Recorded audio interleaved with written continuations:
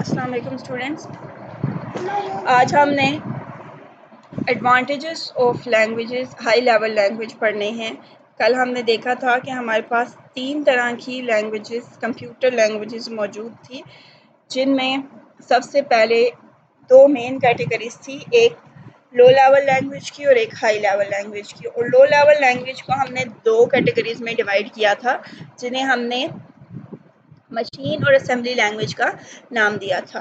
और machine language बहुत कम use होती है, mostly assembly language system software के लिए यूज़ होती है। और जो सेकंड टाइप थी हाई लेवल लैंग्वेज की, उसमें हमने पढ़ा था कि ये इंग्लिश लाइक लैंग्वेज होती है, इसके कुछ रूल होते हैं जिनको हम फॉलो करते हैं, और मोस्टली यही लैंग्वेजेस यूज़ होती हैं हमारे डिफरेंट प्रोग्राम्स लिखने के लिए। कुछ एग्जांपल्स हमने कल इनकी देखी थी।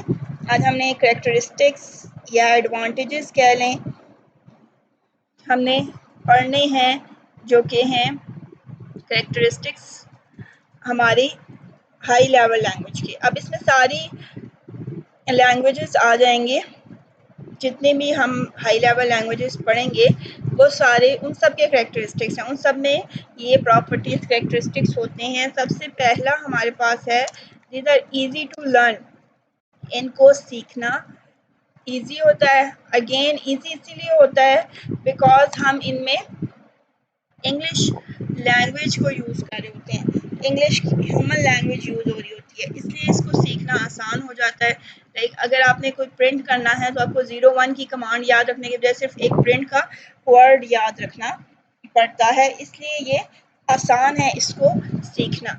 और इसमें मैं लिख देती हूँ कि it's because of English words जो हम इसमें यूज़ करते हैं, उनकी वजह से इसको सीखना हमारे लिए आसान हो जाता है। उसके बाद नेक्स्ट जो इसका कैरेक्टरिस्टिक्स है, it's easy error detection. Easy error detection क्यों है इसमें? एक तो पहला रीज़न हमने कल के लेक्चर में हमने पढ़ा था कि इसमें जो गलतियां आ जाती हैं, हम ट्रांसलेटर्स यूज़ करते हैं, और ट्रांसलेटर्स हमारे क्या काम करते हैं, हमारे पास जितने एरर्स, ऐसी स्टेटमेंट जो हमारे रूल्स को फॉलो नहीं करी, उनमें एरर शो कर देते हैं, तो वहाँ से भी हमें हेल्प मिल जाती है। और सेकंड, इसमें क्योंकि इंग्लिश लैंग्वेज है तो उसको इजी होता है रीड करना। अब आपके पास एक स्टेटमेंट लिखी हुई है, उसमें इंग्लिश के वर्ड्स हैं, आप उसे रीड करेंगे, इजीली आप रीड कर लेंगे और इजीली ही आप उसे मॉडिफाई कर देंगे। जब आप पढ़ेंगे तो आपको पता चल जाएगा यहाँ पे स्पेलिंग गलत है, यहाँ पे कोई सेमीकोलन मिसिंग है, या यहाँ पे कोई और प्रॉब्लम है। उसको रीड करना भी इजी होता है और उसको चेंज करना भी आसान होता है, क्योंकि आपको आसानी से पता चल जाता है कि इसमें क्या एरर आ रहा है। थर्ड जो इसका कैरेक्टरिस्टिक्स है वो है स्टैंडर्डाइज्ड सिंटैक्स। सिंटैक्स की मैंने एक्सप्लेनेशन दे दी थी कल कि ये हमारे पास क्या होते हैं। Syntax is basically set of rules जिनको हमें फॉलो करना है। तो क्योंकि ये स्टैंडर्ड होते हैं, फिक्स होते हैं, हमारे पास कुछ प्रोफेशनल्स ने उनको एज ए स्टैंडर्ड इंट्रोड्यूस करवा दिया होता है कि ये स्टेटमेंट लिखने का ये मेथड है, तो बस वही फॉलो होगा। और वो कुछ रूल्स, वेल डिफाइंड वेज जो हमारे पास मौजूद होती हैं प्रोग्राम लिखने के लिए, हम उनको फॉलो करते हैं, इसलिए हमारा काम करना जो है वो इजी हो जाता है। जब हमें पता होता है कि हमने एक स्टेटमेंट इस तरह से लिखनी है और हमेशा वैसे ही लिखनी है, वो चेंज नहीं होगी, तो फिर एक दफ़ा आपको अगर अच्छे से समझ आ जाए कि उसमें क्या रूल फॉलो करना है, तो आप हमेशा उसको फॉलो करके काम उस पर कर सकते हैं। और ये रूल्स जो हैं हर लैंग्वेज के लिए डिफ़ाइन किए जाते हैं, डिफरेंट प्रोफेशनल्स मिलके इनको डिसाइड करते हैं। और जो इम्पोर्टेंट इंस्टीट्यूट है, आपने पहले भी उसका नाम पढ़ा होगा, आंसी, ये लैंग्वेजेस के रूल्स के लिए, स्टैंडर्डाइज्ड रूल्स बनाने के लिए हेल्पफुल रहता है, जनरेट करता है मोस्टली। इसके बाद आपके पास जो फोर्थ इसका एडवांटेज है कि deep hardware knowledge not required. मैंने आपको कहा था कि इसमें हमें सिर्फ स्टेटमेंट लिखनी होती है कि ये काम करना है, कब करना है, कैसे करना है, कौन सी डिवाइस से करना है, ये सारा जज करना, उसको इंटरप्रेट करना हमारे ट्रांसलेटर्स का या हमारी लैंग्वेज में पहले से इंस्ट्रक्शंस मौजूद होती हैं जो लैंग्वेज हम यूज़ कर रहे होते हैं। तो इसलिए हमें हार्डवेयर नॉलेज नहीं रिक्वायर्ड होती, हम सिर्फ अपनी इंस्ट्रक्शन लिख देते हैं और उसको एफिशिएंटली हमारा सॉफ्टवेयर जो भी हम लैंग्वेज का सॉफ्टवेयर इंस्टॉल करें जिसमें हम कोड लिख रहे हैं, हम उसको यूज़ करके without knowing the hardware instructions और इंफॉर्मेशन हम अपना कोड कोई भी इजीली लिख सकते हैं। हमें कंप्यूटर के आर्किटेक्चर का नहीं पता होना चाहिए। आर्किटेक्चर मीन कि उसमें रजिस्टर्स कौन से हैं, किस नेम के साथ हैं, उनका एड्रेस क्या है, मेमोरी लोकेशन कौन सी है जिसपे हमने डेटा स्टोर करना है, ये सारा आर्किटेक्चर से रिलेटेड आता है। हमें इसकी नॉलेज रिक्वायर्ड नहीं होती। उसके बाद जो इसी बेस पे इसका नेक्स्ट एडवांटेज भी है, करेक्टरिस्टिक भी है कि ये मशीन इंडिपेंडेंट होता है।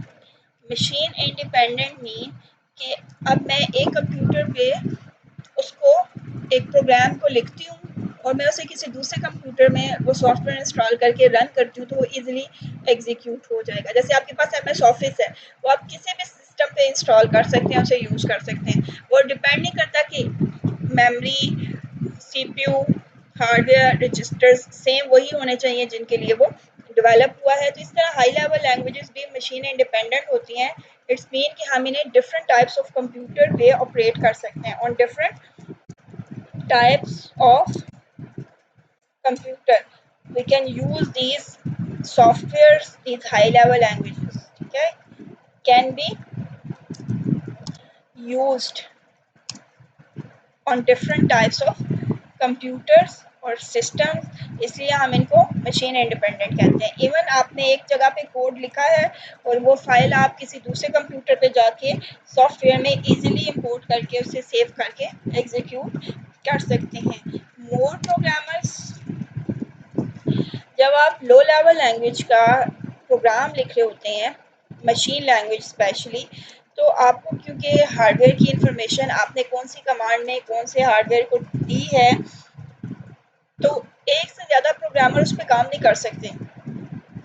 0 और 1 के इंस्ट्रक्शंस का सेट आपने लिखते जाना है, कहाँ पे स्टॉप हुआ है, आगे 0 1 कहाँ कौन सा पैटर्न शुरू करना है, कौन सा एंड करना है। तो इसलिए मोस्टली उस पर बहुत लिमिटेड लोग या ज़्यादातर एक ही बंदा जो है वो उस पर काम कर रहा होता है और उसको सीखना भी डिफ़िकल्ट है, इसलिए उसमें नंबर ऑफ़ प्रोग्रामर्स कम होते हैं लो लेवल लैंग्वेज में। जबकि हाई लेवल लैंग्वेज जो है वो इजी टू अंडरस्टैंड है, इसको हम डिफरेंट पार्ट्स में प्रोग्राम लिख के उनको कंबाइन कर सकते हैं, इसलिए इसमें नंबर ऑफ प्रोग्रामर्स या लर्नर्स जो हैं हमारे पास वो ज़्यादा होते हैं, जो कि ज़्यादा आसानी से इसको सीख के इम्प्लीमेंट कर सकते हैं। नेक्स्ट जो इसका हमारे पास बस एडवांटेज या करेक्टरिस्टिक्स है कि शॉर्ट प्रोग्राम्स होते हैं। शॉर्ट प्रोग्राम्स इस तरह से होते हैं कि हम अपने एक सॉफ्टवेयर में बहुत सारे प्रोग्राम्स होते हैं, वो एक ही प्रोग्राम नहीं होता। मैंने आपको कहा, आप लोगों ने पढ़ा भी था, software is a collection of different programs and a program is set of instructions. तो एक प्रोग्राम इंस्ट्रक्शन से मिलकर बनता है और फिर आप इसी तरह रिलेटेड प्रोग्राम्स को जब कंबाइन करते हैं तो वो हमारे पास एक सॉफ्टवेयर बन जाता है। तो क्योंकि आपने अपने प्रोग्राम्स को अपने सॉफ्टवेयर को या सिस्टम को छोटे छोटे सॉफ्टवेयर में छोटे छोटे प्रोग्राम्स में डिवाइड किया होता है, तो इसलिए आपके उसको समझना आसान हो जाता है, उसको लिखना आसान हो जाता है और उस पर काम करना भी बहुत आसान हो जाता है। प्लस अब मैंने यहाँ पे आपको बताया था, ए लिखा है मैंने, ए लिखना है तो हाई लेवल लैंग्वेज में आप ए लिखेंगे। अगर आपने इसको मशीन कोड में लिखना है तो ए के लिए मे बी ये इस तरह का कोई कोड हमारे पास मौजूद हो। तो ये देखें, सिर्फ एक लेटर एक करेक्टर लिखा गया है, जबकि मशीन कोड में पूरा एक सेट ऑफ बिट्स लिखी गई हैं। तो अगर मैं यहाँ पे करेक्टर्स ऐड करती जाऊँगी और यहाँ पे बिट्स ऐड करती जाऊँगी तो कौन सा शॉर्टर है, ये हाई लेवल लैंग्वेज वाला, जबकि ये और लेंथी होता जा रहा है। तो ये भी इसका एक करेक्टरिस्टिक्स है। नेक्स्ट क्वेश्चन है आपके पास, difference between low level and high level languages. तो ये आप लोगों की असाइनमेंट है, ये आप लोगों ने खुद से पढ़ना है और मुझे बताने हैं कि क्या डिफरेंस है लो लेवल और हाई लेवल लैंग्वेज में। इनको मैं एक्सप्लेन करती रही हूँ पिछले 2 क्वेश्चन में, अभी जो हमने कल के लेक्चर में जो क्वेश्चन किया था और आज भी, तो इनको हमने पढ़ा है इनमें क्या डिफरेंस है, तो ये आप लोगों ने खुद से पढ़ना है। और मैं इसमें से क्वेश्चन कर सकती हूँ कल आपसे कि मुझे डिफरेंस बताएं between high level and low level language.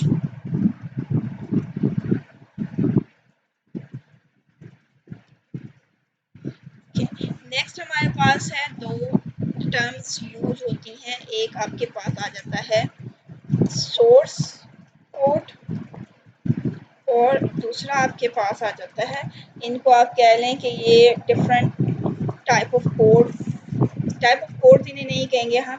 Source code और ऑब्जेक्ट कोड 2 टर्म्स हैं जो प्रोग्रामिंग में यूज होती हैं। और सेकंड टर्म क्या है,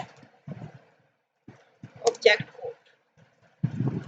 सोर्स कोड वो कोड होता है जिसको आप हाई लेवल लैंग्वेज में लिखते हैं। ऐसा प्रोग्राम, ऐसा कोड, ऐसे सेट ऑफ इंस्ट्रक्शंस जिनको आप हाई लेवल लैंग्वेज में लिखेंगे या फिर आप उसे असेंबली लैंग्वेज में लिखेंगे। ऐसा कोड जिसको कंप्यूटर डायरेक्टली अंडरस्टैंड नहीं कर सकता उसको आप सोर्स कोड बोलते हैं। जिस कोड को ट्रांसलेट करने की ज़रूरत होती है उसको आप क्या बोलते हैं, सोर्स कोड। और इसके लिए जो दूसरा वर्ड यूज़ होता है वो यूज़ होता है सोर्स प्रोग्राम का। सोर्स प्रोग्राम और source code, the word the program or code written in a high level or assembly language is called source code, और ये cannot be executed directly, cannot be executed directly। इसको execute करने के लिए पहले आपको इसको ट्रांसलेट करना पड़ता है हाई लेवल या असेंबली लैंग्वेज से मशीन लैंग्वेज में, फिर कंप्यूटर इस पे काम करता है। इसको computer can not understand it,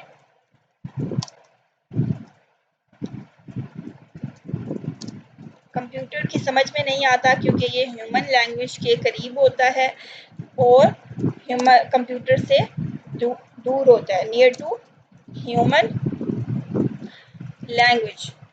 अब जितने भी इंग्लिश लाइक वर्ड्स होंगे, इंग्लिश लेटर्स आप यूज़ करेंगे वो आपके पास हाई लेवल या असेंबली लैंग्वेज में आते हैं। तो इस कोड को कंप्यूटर समझ सके हम इसको कन्वर्ट करते हैं। Source code is converted into object code, या मैं अगर आपको बताऊं यहाँ पे हम लिख सकते हैं is converted into machine language for execution. अगर हमने इसको एग्जीक्यूट करवाना है, कोई ऑपरेशन परफॉर्म करना है, तो उसको हम मशीन लैंग्वेज में कन्वर्ट करते हैं और वो जो मशीन लैंग्वेज में कन्वर्जन होती है उसको आप ऑब्जेक्ट कोड कहते हैं। तो इसी का अल्टरनेट हमारे पास है object code. It's code in machine language, और आप कह सकते हैं in form of binary digits. Machine language की जब भी बात होगी तो mean binary digit in form of binary, 0 और 1 की फॉर्म में जितने भी कोड आपके होते हैं वो ऑब्जेक्ट कोड कहलाते हैं। और जब आप सोर्स कोड को कन्वर्ट करते हैं मशीन लैंग्वेज में तो वो आपके पास एक ऑब्जेक्ट कोड बन जाता है 0 और 1 की फॉर्म में। अगर पहले से मशीन लैंग्वेज में है तो वो ऑब्जेक्ट कोड है। अगर आपने उसे हाई लेवल लैंग्वेज में लिखा है तो हाई लेवल वाला कोड आपके पास सोर्स कोड होगा, और जब आप उसे चेंज करेंगे मशीन लैंग्वेज में 0 और 1 की फॉर्म में तो वो नई फाइल बनाएगा जिसको आप क्या कहते हैं, ऑब्जेक्ट कोड। अगेन इसको आप ऑब्जेक्ट प्रोग्राम भी कहते हैं।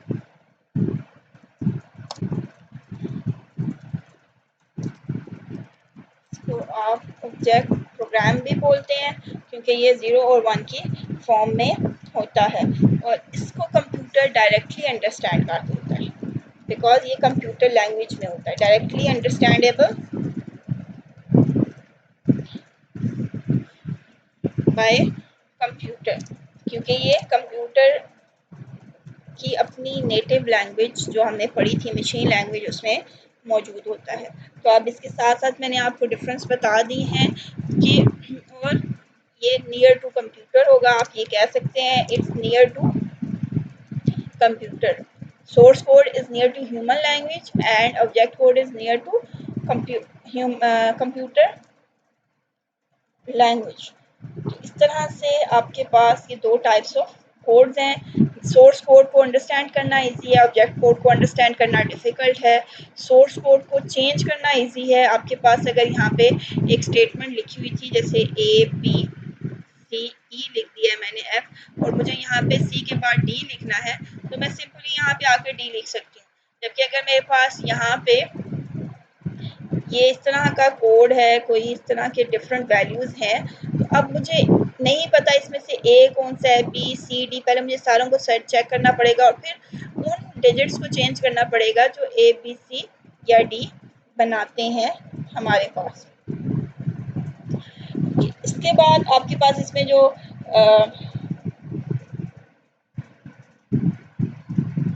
आज के लिए इतना ही काफ़ी है। कल हम इंशाल्लाह ट्रांसलेटर्स पढ़ेंगे, थोड़ा सा डिफरेंट टॉपिक इसी से रिलेटेड ही है कि हम सोर्स कोड को ऑब्जेक्ट कोड में ट्रांसफ़र कैसे करते हैं, या हाई लेवल लैंग्वेज के कोड को हमने कहा था कि हम ट्रांसफ़र करते हैं लो लेवल लैंग्वेज के कोड्स में। तो वो लैंग्वेज ट्रांसलेटर्स का क्वेश्चन इंशाल्लाह हम कल अटेम्प्ट करेंगे। अल्लाह हाफ़िज़।